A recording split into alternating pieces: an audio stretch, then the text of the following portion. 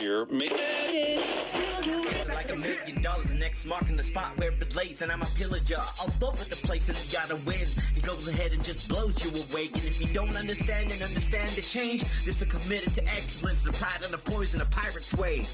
Ladies and gentlemen, the Raider way. And if you don't understand which side that I'm on your left place.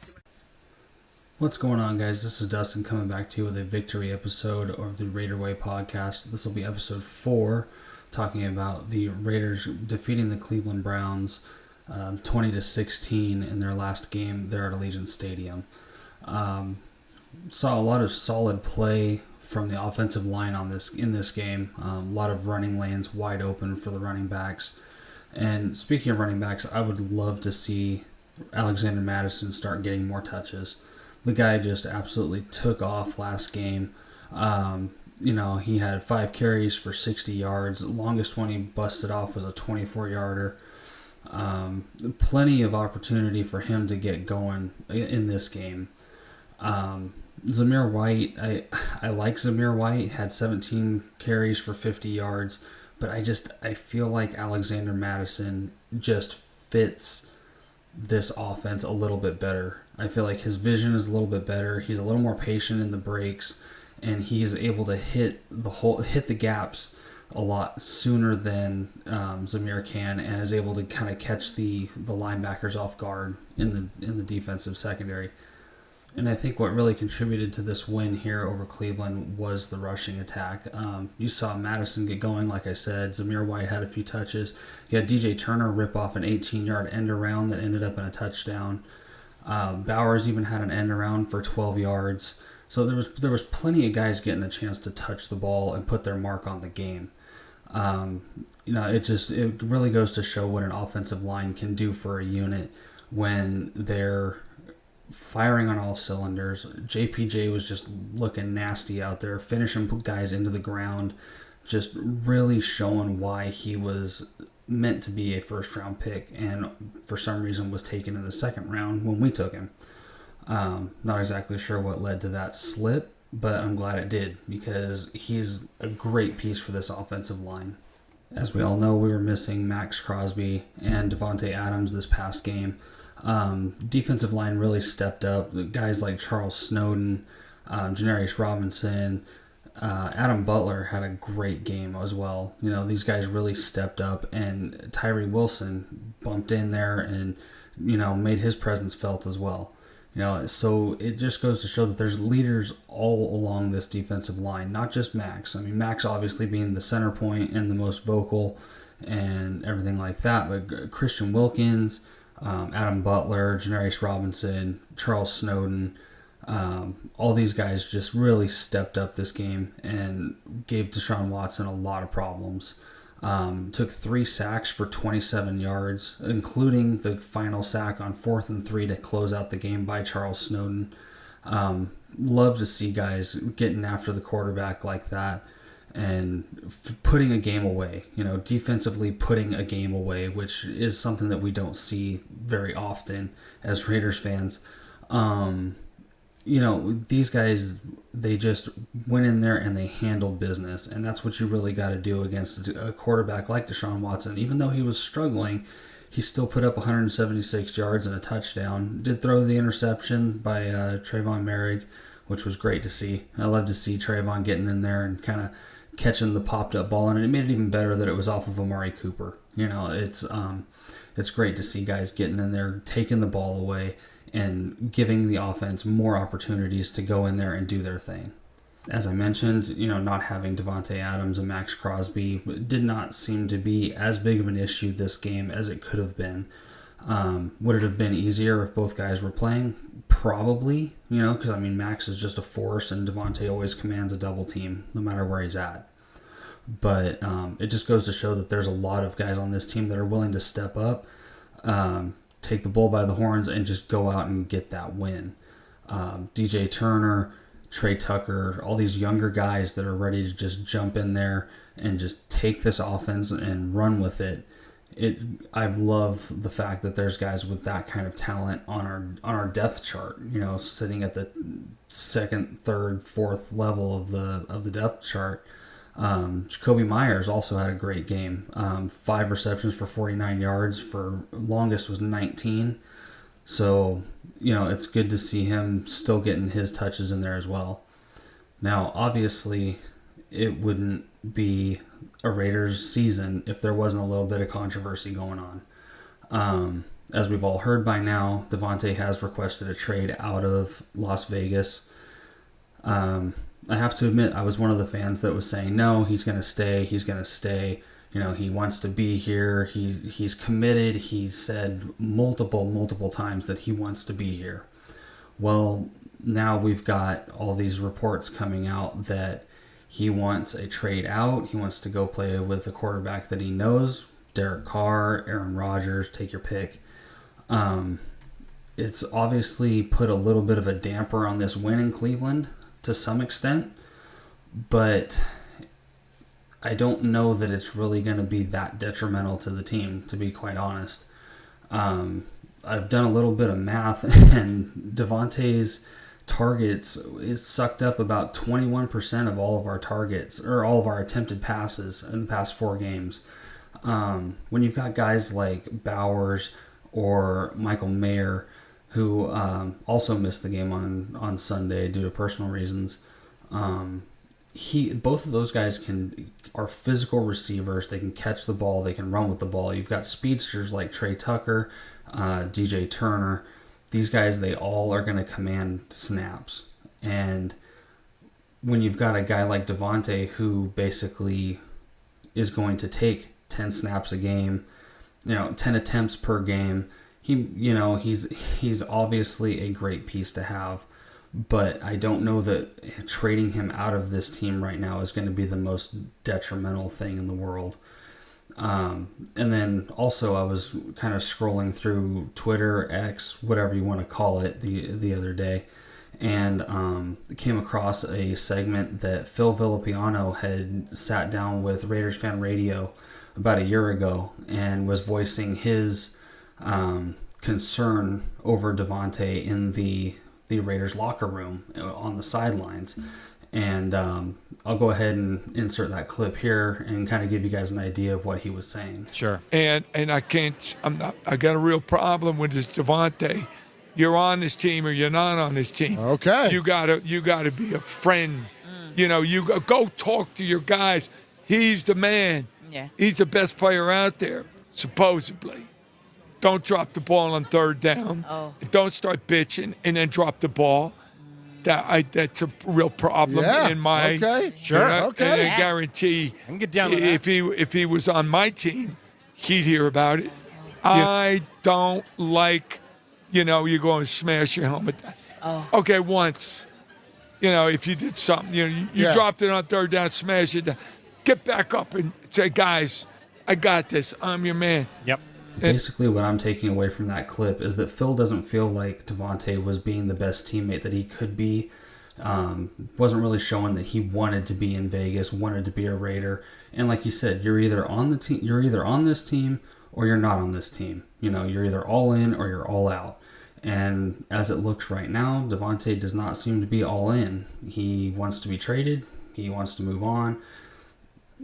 Can't blame him. He's a superstar wide receiver, but I don't know that we really need that kind of attention right now on our sidelines or in our locker room. And of course, all of this was kind of spurred along by the liking of a post by Antonio Pierce, whether it was accidental, whether it was on purpose, but the tweet or the post obviously saying that Davante's played his last snap as a Raider, and that came straight from Sports Illustrated, and Antonio Pierce liked the post, and obviously that set the content creators and everybody else on fire on Instagram and Twitter and X and across the board. Everybody took off with this story.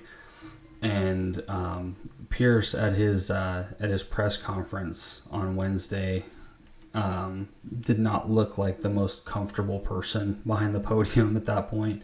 I do have to commend him. He kept it very professional. He kept it very focused on, people asking him, did you mean to like the post? Did you accidentally like the post? And he says, I'm just focused on Denver. He just kept it focused on what's in front of him. You know, he knows, he's probably well aware of the fact that liking that post was not the best thing to do, whether it was accidental or, you know, whether he meant to. It probably wasn't the best look for the head coach to be liking a post about trading your superstar wide receiver. And then for Davante to go on the Kay Adams show the next day and basically kind of play dumb to the fact that Antonio had liked this post, it just kind of showed that I think there's been things brewing longer than just liking this post and all of a sudden saying, oh, coach liked this post, I knew I want to be traded. I have a feeling there was some stuff brewing clear back from the end of last season, or even when they benched Derek. I know he had agreed to Derek being benched, I think, with the understanding that there was going to be a CJ Stroud or something like that coming up in the next draft. But obviously that didn't happen. McDaniels nixed the CJ Stroud trade up to get CJ Stroud. We ended up with Jimmy G, and then we ended up with Aiden O'Connell, and then we couldn't get Jaden Daniels, so then we ended up with Gardner Minshew.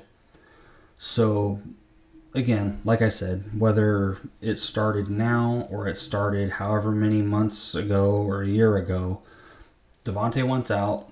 He doesn't want to be a Raider anymore, and we need guys on this roster that want to be a Raider. But with all that being said, our boys from Vegas, they head into Denver this week to take on the Broncos for what will be the 9th meeting since they've been in Vegas, and another opportunity to beat the Broncos and say, look, you guys still haven't beat the Vegas Raiders. We're 9-0. Let's see if we can make it a 5-season sweep, in incoming games.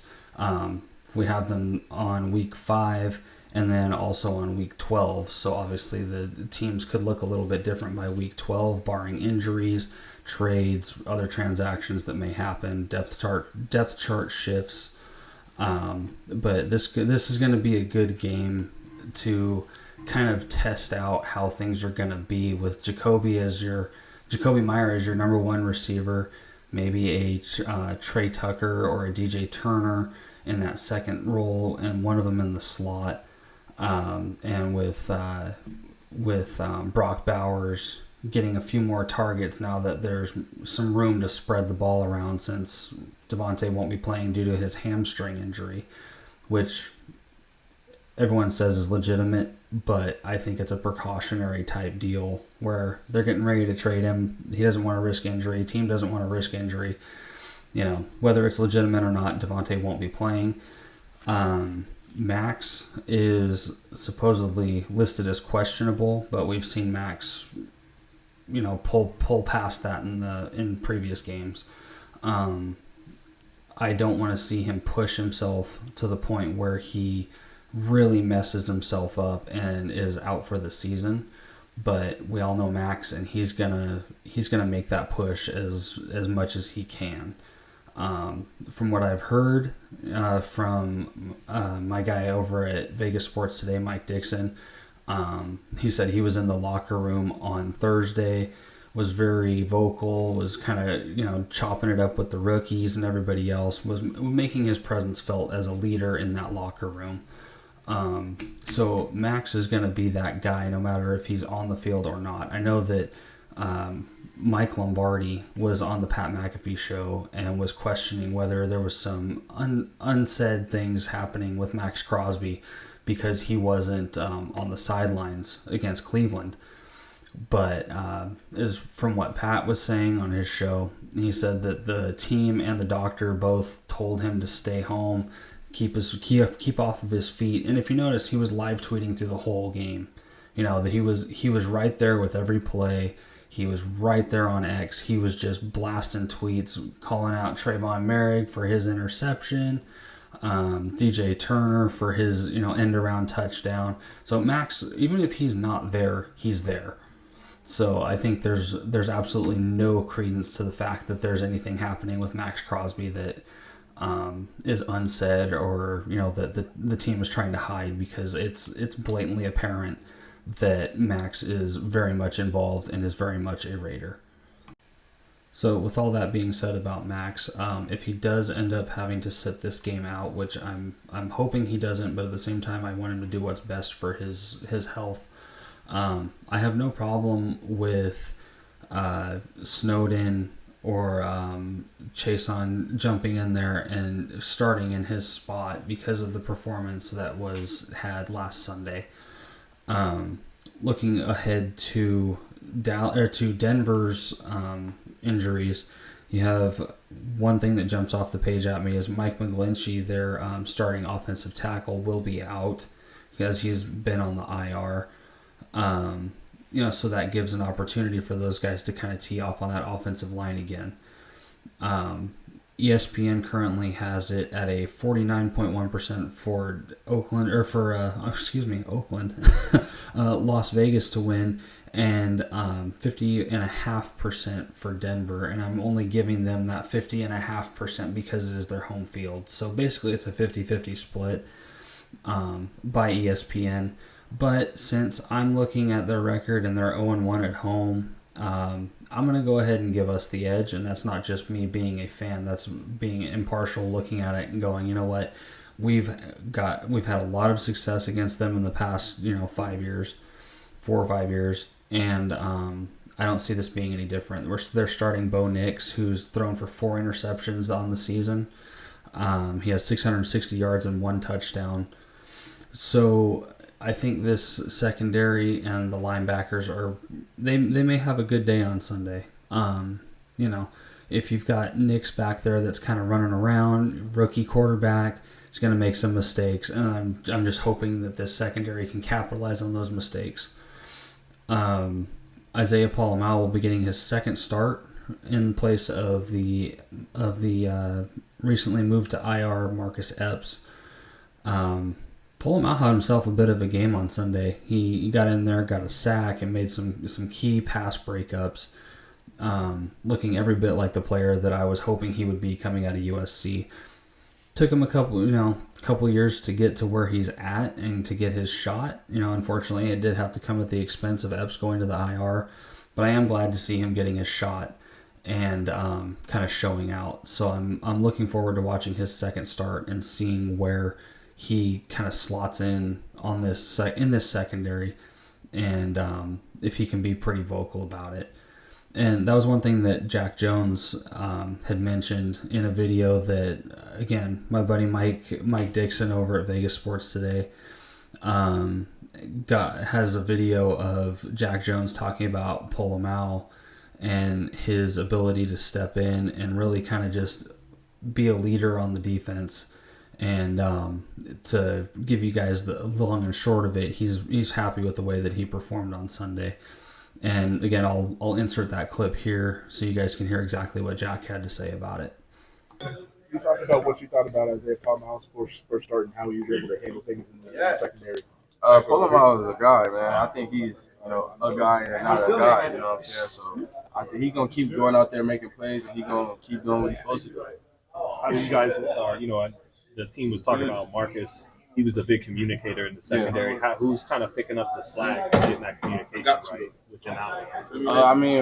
Pola-Mao, Timo, Spill, even Nate. We all got to come together and make sure we all got the right communication to get the job done. You know what I'm saying? Epps was a big vocal leader for us, but we all got to do it now. It's 11 pieces on that field, so we got to figure it out together.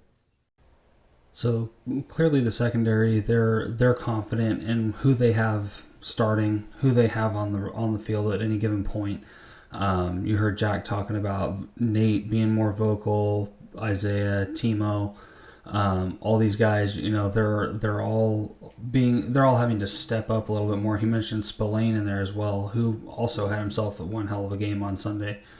Just guys gelling together, stepping up, and becoming a cohesive unit on defense, which is a really welcome sight because I think these guys have been playing very well, and to see them kind of gelling together even more is exciting. Especially when you've got key players out like Max, and everybody is willing to step in, do their part, win their, do their 111, and really kind of just work together to bring that win home.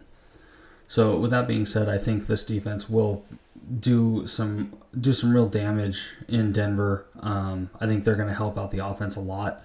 They're going to keep it low scoring. They're going to harass the quarterback, which is all things that we need them to do. And right at that point, that actually brings me to my 5 key points to beating the Denver Broncos this week.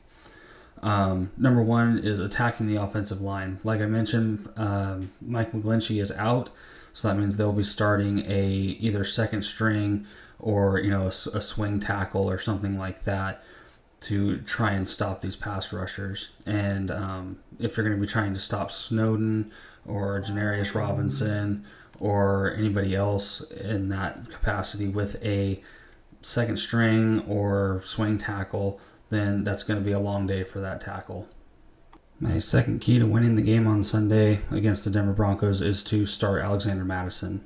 I think he's shown that in limited snaps, he's been very effective in running the ball. He's scored 3-4 touchdowns in the span of 4 games. He's actually, I heard and read a stat today, he's actually scoring touchdowns at a higher rate than he ever has in his career with the Vikings. So I think with his limited snaps that he's had, he's been very productive.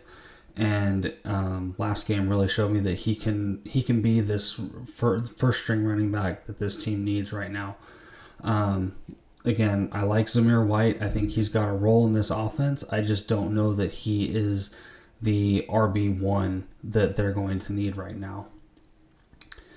My third point is to spread the ball around. Now that we've confirmed that Devontae will not be playing against Denver, that's going to open up more guys to receive some targets. Bowers, Jacoby Meyer being your wide receiver 1 now, Trey Tucker, DJ Turner. A lot of these guys are going to see an increase in their targets, and I think they're going to make the most of it. Turner has shown that he's got end-around speed. He can take the handoff, he can catch the ball. He's kind of a utility knife style player. A lot of the same with Trey Tucker as well, but I'd really like to see Trey Tucker being used as a guy to take the top off the defense. Kind of keep them backed up off the line, take that pressure off the offensive line, and allow Madison to run a little bit more, and White. So I think the third point there is to spread the ball around, make sure all these guys get some targets, and keep that defense honest. The fourth point being pressure. I know this has been a point for the past 4 weeks, but it's pretty much universal. If you want to win, you got to pressure the quarterback. You got to keep it on him, especially a rookie quarterback like Bo Nix, who's 83 of 138 attempts. And like I mentioned before, has already thrown 4 interceptions. And, he's a rookie. You got to make him make the rookie mistakes, and you have to capitalize on the rookie mistakes. And my fifth point is to play complementary ball. Have the defense help you out, have the offense help you out. All 3 phases have to come together to win a game. And we saw that last week against Cleveland. The defense stood tall. They did their part. The offense, they got the points on the board. Could have been a little bit cleaner, I think, but it steps in the right direction, and I'm not going to fight that. We're still early. We're a quarter into the season. Offense is starting to look a little bit better. I'm curious to see how it looks this week after the way that it looked last week. But my fifth point, like I said, is just play complementary ball. Get out there and help each other out. So to kind of recap those points really quick, I know we kind of blasted through them really fast, but we've got number 1 is attack the offensive line. Number 2 is to start Alexander Mattison. Number 3, spread the ball around. Just chuck it around the field. Let everybody get their targets. Number 4, pressure Bo Nix. And 5, play complementary ball. Just get out there, play ball, help each other out. Do everything you can to make it easier on the next guy. And with that, I'm going to sum up episode 4 of the Raider Way podcast. My name is Dustin, and if you're not following us on Instagram, go ahead and check it out at @theraiderway_. we'll have that, and we'll have all of our tags and everything in the bio down below or in the comments. And make sure to subscribe to the channel so you don't miss any upcoming episodes. And let's see if we can go get that 9th win on Sunday. I'm liking our chances. Talk to you guys soon.